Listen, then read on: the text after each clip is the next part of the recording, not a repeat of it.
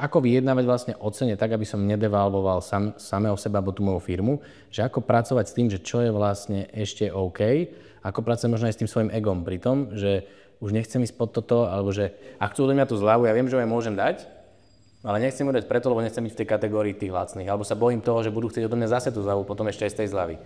Takže či na to je nejaká technika?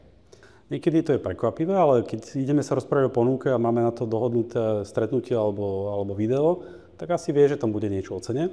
Tak na to byť pripravený, ak som vravel skôr, že vedieť, že čo naozaj chcem a vedieť, že mám ten limit. A keď už to mám v hlave, toto bolo ponúknuté, už to drahšie nebude a tuto je môj limit.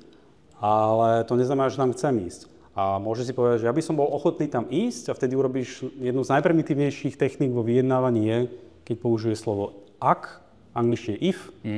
A to nemusíš povedať ako prvé, ale môžeš to, najprv vyťahuješ informácie, oni stále sa im to nepáči a ty im môžeš povedať, že a ak by som vyšiel ústretí a niečo tam naformuluješ, ak by som vyšiel ústretí a dokázal, napriek tomu, že je to pre mňa problematické, dokázal ako ísť cenou dole.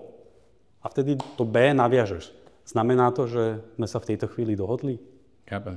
To nie len, že dám, lebo keď mi dáš, tak ja ti poviem toto. Vysoko pravdepodobne, keď je to dôležité, ja to poviem, ďakujem veľmi pekne, žiaľ to ešte nevyriešilo túto situáciu. A chcem viac. Ale keď to naviažem, tak si ma zablokoval trocha. A môžem len, že sme to podpísali, alebo môžem povedať B na niečo.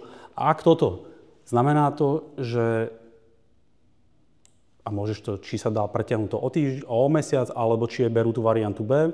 Ak toto dokážeme, tak správne tomu rozumiem, že chcete tú variantu B, ktorá je povedzme tá drahšia, alebo naviažeš to na niečo. Z rúšky do rúšky.